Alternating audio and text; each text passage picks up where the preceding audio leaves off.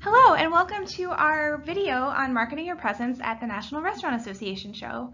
My name is Lydia Warko and I'm the Senior Coordinator of Trade Shows and Sponsorships here at the Association, and we're joined by Mark today. Hi, I'm Mark Lapidus. I'm the Vice President of Marketing and Communications for the show. Thanks for joining us, Mark. All right, so today's agenda is going to go over some of the resources we have available online for you guys to use, as well as some strategies to keep in mind while you're preparing for the show. So when you're ready to get started, the best place to go is on our show website, which actually just launched. We have a new look, and that is at nationalrestaurantshow.com. So start off by going to the main menu that's on the top left and hover over Current Exhibitors and click Exhibitor ROI Center. The easiest thing to start with is that ROI Center cheat sheet. You can download a copy right there. And this is a checklist of the critical activities that guide you through show planning, including pre- and post-show activities.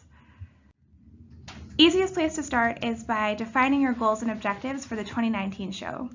Adapting this practice before you exhibit at the show will help guide your marketing strategy through pre-show marketing, on-site activity, and post-show follow-up. This objectives worksheet will guide you through questions that will help shape your approach to exhibiting. Your marketing objectives should be quantifiable and include metrics right from the start. It's critical to define the criteria of success, the types of leads you're looking for, the audience you want to influence, etc. Once you have determined your goals and objectives, the easiest place to get started on defining your profile is under Exhibitor Services. This is also on that main menu under For Exhibitors. Just look under Current Exhibitors to get to Exhibitor Services. You would have received your company password on the confirmation agreement that was emailed to you after signing up for your booth. If you don't have that, go ahead and email us at nraexhibitorservices@winsitemedia.com. You're definitely going to want to make sure that your marketing team has this password. There are multiple sections under Enhance Your Company Listing, the most obvious being Edit Company Info, which is exactly what it sounds like. This is where you can go in and update all of your company information. It's where you add your product categories, your links to social media. Now, these product categories are the very same ones that print in the exhibit guide and program, as well as the mobile app, and they are searchable online. So you definitely want to review those and make sure that you are including everything that's applicable for your organization. You'll see three other options. You can post a press release, an individual product information. You can upload photos, descriptions of your products, links to web pages. And then Show Special is where you can add any sort of discounts you're doing or promotions, special activities at the show. Those are all online as well. And speaking of press releases, when your press release is all set to go, just keep in mind that we do collect press kits on site in the press room, and that is in N228. That's N228 on site. You can drop that off on Friday between 12 and 5 p.m. That's Friday of Move-In. So let's talk a little bit about marketing and getting ready for the show. The show is about 45,000 attendees who come every year, and they are looking to find what's new and what's next. The best thing about this show is it really is the one time a year when restaurateurs aren't thinking about their day-to-day operations. When you're cold calling restaurateurs or you are visiting them at their locations, they're thinking about what you're saying. They're also thinking about getting the dinner out, getting the dinner service out, or getting anything ready, maybe doing payroll, doing insurance, whatever it is. They're not thinking about what you're talking about as much as you'd like them to be. When they come to the show, that's what they're there for. It's one of the few times a year where they really aren't thinking about anything about their day-to-day operations. They're there to see what's new and what's next to carry them through the next 365 days. So it's really important that you prepare in order to do that. Anybody who comes to the show should be successful, but the more successful people who come to the show, more successful exhibitors, will be those that prepare ahead of time. A couple of things to do when you're preparing. The first is when you're deciding which staff to bring your most extroverted staff. And train them. Booth selling is not the same as cold calling. It's not the same as customer visits. You've got people who are walking up and down the aisles, and they are looking to find what's new, what's next, what's right for their business, what's going to provide the solutions that they need. And if you've got something that attracts their attention, or you can grab their attention, it's much easier to have that conversation with them. But you want to find people who are extroverted. It's really helpful to have people who are willing to just talk to anybody who walks up and down the aisle. Also, pre-show marketing is really critical to show success. You want to make a pre-show outreach list first. I think there's a couple of folks you should put on that outreach list. The first is current customers. Current customers you don't see often that are planning on being at the show, I would make sure you reach out to them. It's a really great place to see customers, just continue that relationship with them a little bit, or show them anything that you have that's new. In addition, I would make sure that you talk about or find your prospects. Get them excited about seeing what's new and what's next. A great way to close a sale or get ready to close a sale is to bring new prospects by and see your full line of stuff that you've got out at the show. Let them taste it, let them touch it, whatever you have, let them experience it. And I think it's really important that they do that. Another way to be ready for the show is to consider advertising before the show, possibly anywhere from 0 to 4 weeks out. I think most planning for the show, a lot of people come with plans for the show, and most planning for the show happens anywhere from 0 to 4 weeks. I wouldn't do it any more than that, unless you have a different objective. But I would consider organic social. Definitely take advantage of any of your social media channels. I'd consider paid social. Those of you who are active in social media and active in paid social media know the difference between the reach you get with organic social and the reach you get with paid social. So I would consider some paid social or some programmatic digital ads as well. I think those are great opportunities for you to reach out to an audience that might be coming. If you want to reach an audience where you are sure is coming to the show or that is really interested in the show, is to talk to us about retargeting. You can talk to your salesperson about getting some retargeting ads. Retargeting ads are one of the most effective things in marketing, regardless of what category you're talking about, and we offer that. We offer retargeting to attendees who had visited our website previously. Something else to consider. Finally, I would talk about when you talk about what type of messaging. If you're doing advertising and you're reaching out to a broad audience, talk about your product, talk about benefit messaging, same kind of stuff you would do in advertising. But if you're talking to prospects or you're talking to customers, make sure that messaging is personal. Why you're coming, why they're coming, why you want to see them, what you have to share with them that might be more about their business. It's a great way to get them to come to your booth. Another thing to do is to engage with our show social media. We're very active in social media, particularly around the time of the show. And you can see here we've got handles for Facebook, Twitter, Instagram, and you can use those. We also just announced our hashtag. It's 100 Years of WOW. For those of you who don't know, this is our 100th anniversary of the show this year, something we're very excited about, and we're going to be talking about it a lot.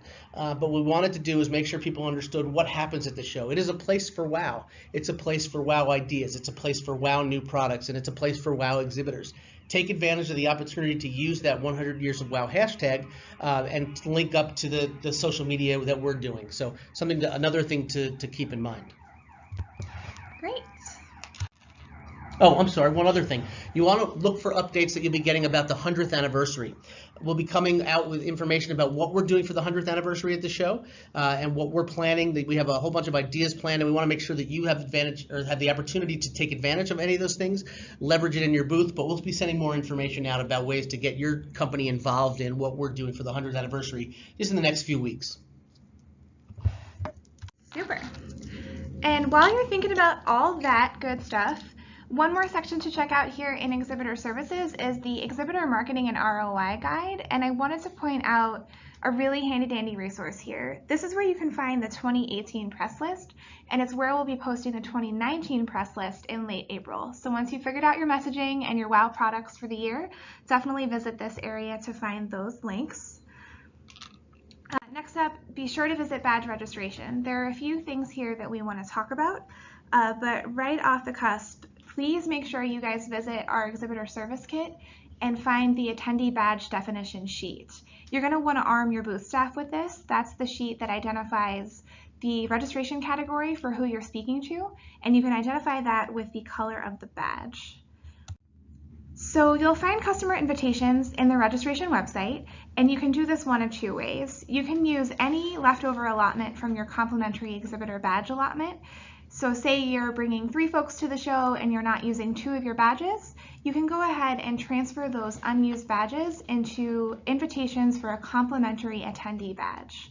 Now, if you are planning on using all 5 badges and you have a special customer that you would like to invite to register for free, you can purchase additional invitations. Attendee list rental is available for purchase through the registration website.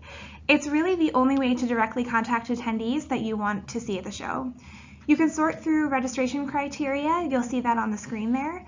And that's going to identify the type of operators and buyers that you have identified as a target audience when setting your goals and objectives. You can build an email and execute it directly through Experian or obtain mailing labels for a direct mail piece.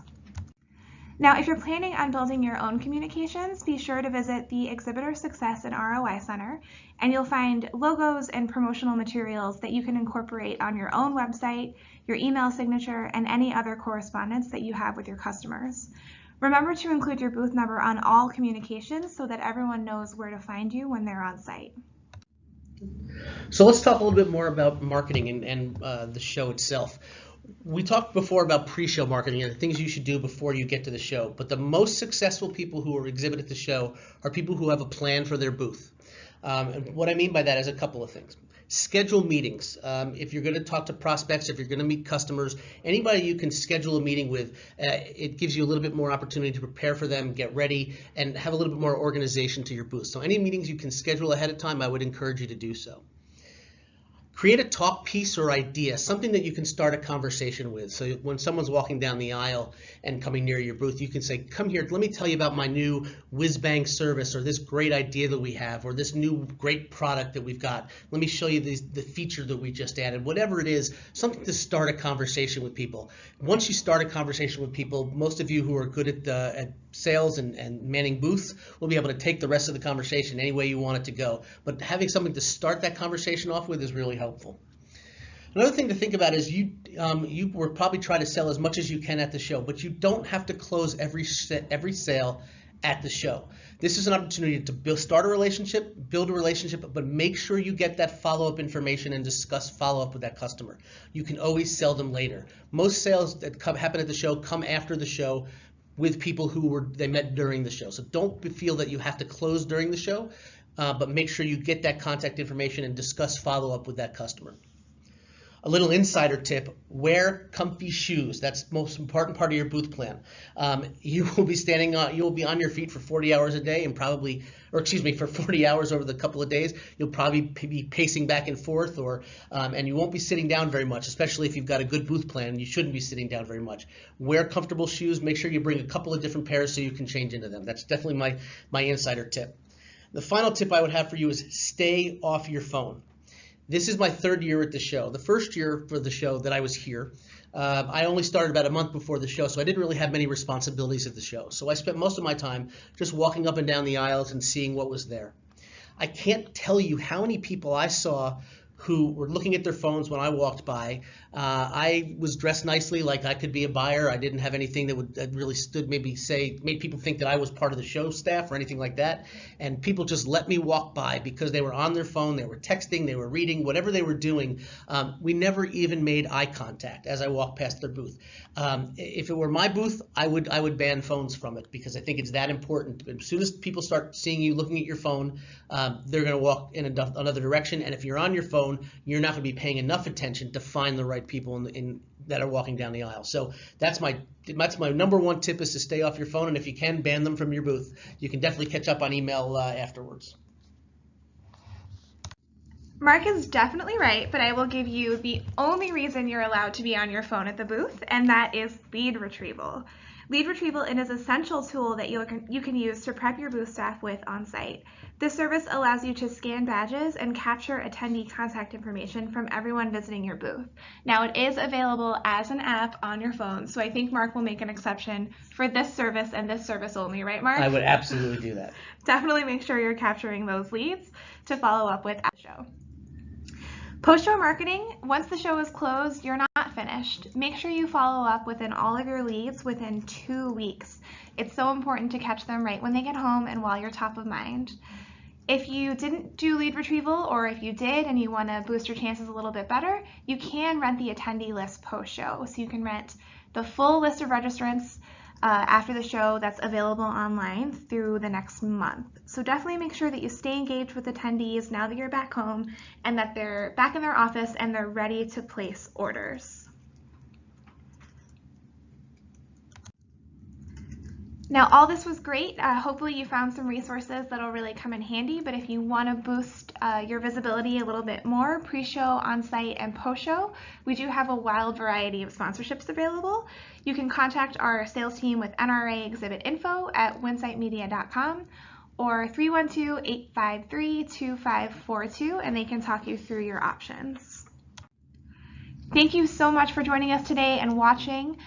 If you have any questions, if you want to talk to our trade show team, get in touch with marketing, you can always email us at NRA Exhibitor Services at winsitemedia.com, and we would be happy to help you. Thanks, Mark. Thank you very much. Can't wait to see you at the show. Bye, guys.